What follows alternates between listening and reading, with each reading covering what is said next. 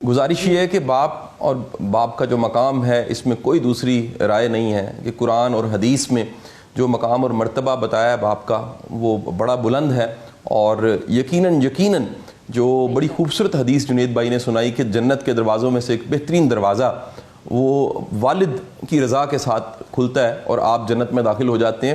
ایک بڑی اہم چیز یہاں پر میں گوش گزار کرنا چاہوں گا کہ باپ کا ایک تو وہ تعارف ہے جو آپ کو قرآن حدیث ساری دنیا بتاتی ہے، لیکن ایک تعارف وہ ہے جو ماں بتاتی ہے کہ آپ کا والد ایسا ہے۔ دراصل باپ کا امیج بنانے میں اور باپ کا مقام و مرتبہ بتانے میں باپ کے ساتھ ماں کا رول بڑا امپورٹنٹ ہے۔ وہ جو تعارف بتاتی ہے، بعض اوقات ماں باپ کے اپنے جھگڑے اور کانفلکٹس ایسے ہوتے ہیں کہ اس میں ماں ایک پارٹی بنا لیتی ہے اور اس پارٹی بنانے کی وجہ سے باپ کا جو مقام ہے وہ کم کر دیا جاتا ہے، یا اپنے گلے شکوے جو ماں کو بیوی والے گلے شکوے اپنے ہسبینڈ سے، بچوں کے باپ سے ہوتے ہیں، وہ سارے گلے شکوے شکایتیں بچوں کے دماغوں میں ڈالی جاتی ہیں اور پھر بچوں کا دل نہیں کرتا ادب کرنے کا۔ تو ایک تو میری گزارش اپنی تمام بہنوں سے ہے کہ خدا را وہ رحم کریں، بچوں سے ان کی جنت نہ چھینے، بچوں سے جنت کا جو دروازہ ان کے لیے کھلنا ہے وہ ان سے نہ چھینے، اور بچوں کو والد کا ادب کرنا سکھائیں۔ یہ ماں سکھا سکتی ہے، ماں پال سکتی ہے، ماں روٹی پکا کے دے سکتی ہے، ساتھ وہ ادب جو ضروری ہے باپ کا وہ ماں ہی سکھا سکتی ہے۔ یہی بات میں کہیں ایمفیسس کرنا چاہوں گا کہ ہمارے ہاں نصیحت کے ذریعے یا حکم کے ذریعے باپ کا یا ماں کا ادب کرنا کہا جاتا ہے کہ دیکھو حکم ہے، بالکل اس میں کوئی دوسری رائے نہیں، حکم ہے،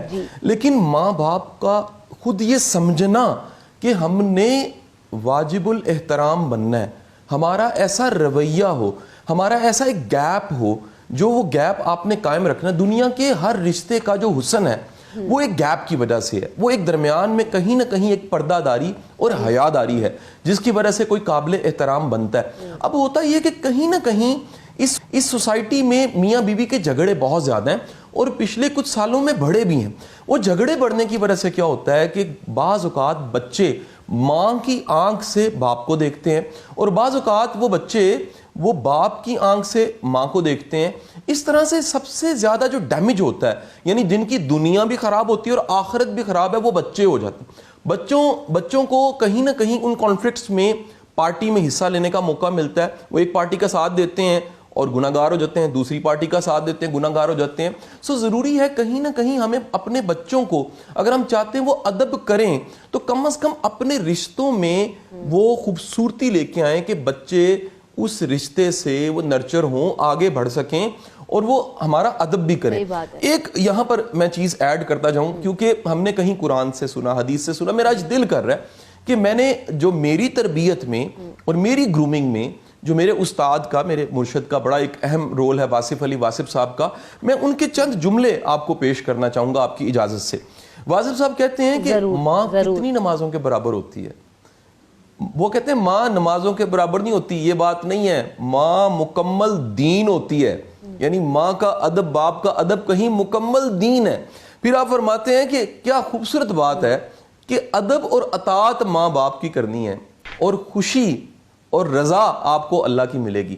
یعنی آپ دنیا میں کیسا ایکٹ کر رہے ہیں، ماں باپ کا ادب، اور آپ کو اللہ کی رضا مل رہی ہے۔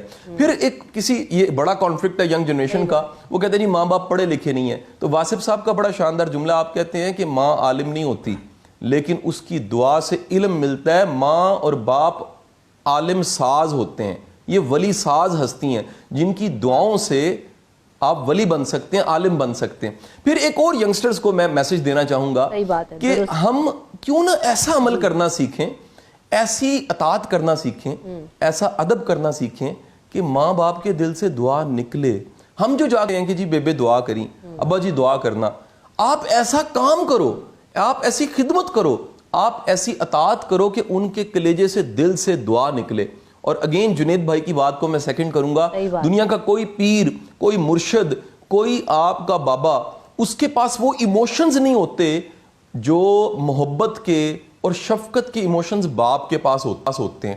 تو جسے اولین مرشد کہا گیا، یہ آپ کا پہلا مرشد، یہ جب بھی ہاتھ اٹھائے گا آپ کے لیے رو کے دعا مانگے گا، دل کے گداز کے ساتھ دعا مانگے گا۔ جب آپ کو پتہ لگ جائے کہ ماں باپ کی اطاعت یعنی ان کو راضی کرنے سے جنت مل جانی ہے، تو آپ کا کوئی کام بنتا ہو اور پتہ لگ جائے فلانے کے ذریعے کام ہو سکتا ہے، آپ اس کے دروازے پہ جا کے بیٹھ جاتے ہیں، وہ بھائی آپ کی جنت پکی ہو جاتی ہے۔ آپ ماں باپ کے پیر پکڑ لیں، آپ انہیں راضی کر لیں، آپ ان سے معذرت کر لیں اگر کوئی گلہ شکوہ ہے۔ کہ یہ جہاں بھی اس طرح کا کیس ملا ہے، میں خود بھی اس پہ میرا مشاہدہ یا میرا ایکسپوئر، میں نے دیکھا ہے کہ جب بھی کوئی خود ماں باپ اپنے ماں باپ کے اگر مؤدب نہ رہے ہوں اور انہوں نے گستاخیاں کی ہوں تو ان کو گستاخ اولاد مل جاتی ہے۔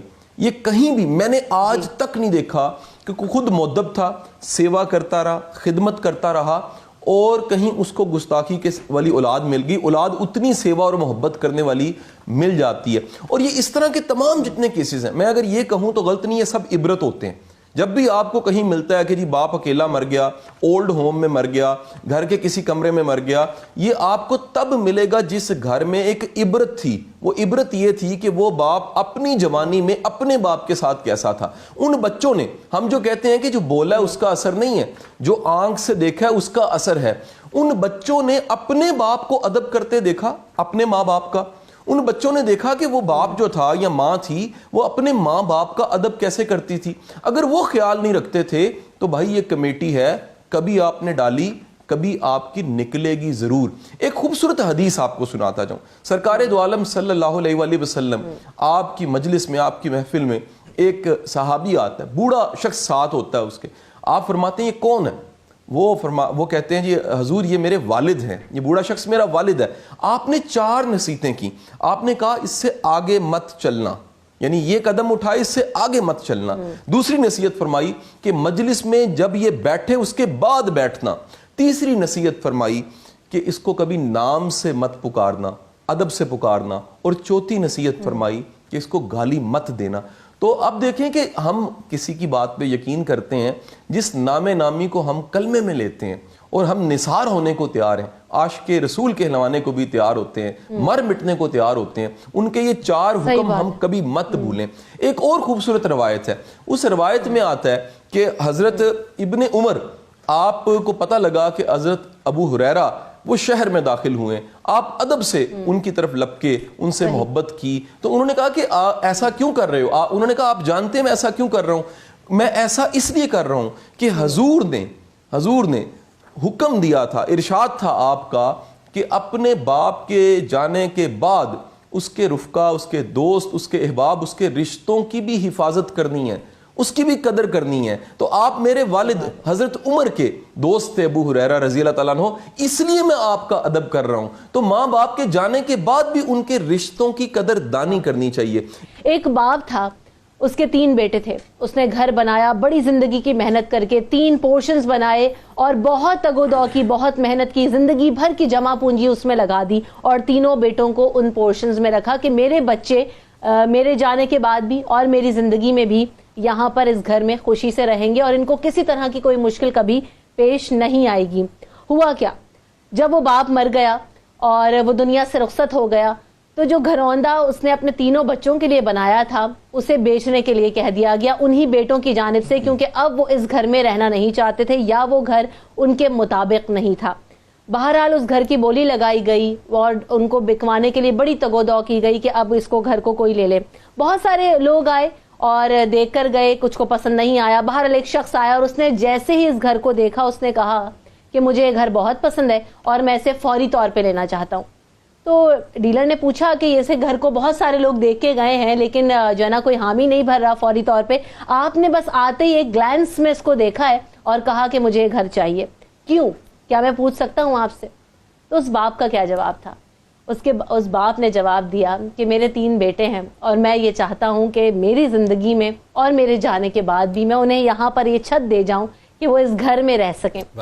تو ہر باپ کوشش کرتا ہے، ہر باپ اپنا بیسٹ دینے کی کوشش کرتا ہے، لیکن ہمارے یہاں یہ جو اب روایت بن گئی نا کہ شاید ہم انتظار کرتے ہیں جنید بھائی کہ کب یہ جائے اور یہ کب یہ جو پراپرٹی کا حصہ ہے وہ میرے تیرے نام ہو جائے، بس تو یہ گزرے گا تو شاید وہ مجھے کچھ 20-30-40 لاکھ روپے مل جائیں۔ دیکھیے بات پتہ ہے کیا، یہ مٹی کے جو گھروندے بنتے ہیں، آپ نے اس کی مثال دی نا، آپ کبھی ان گھروندے بنانے والوں کو دیکھیے گا، جس وقت مٹی کے گھروندے بنا رہے ہوتے ہیں نا، وہ تو اس سے ان کو اتنا پیار اور اتنی محبت ہوتی ہے جتنا ہم اپنے فلیٹ سے، اپنے بنگلو سے، اپنی حویلی سے پیار کرتے ہیں.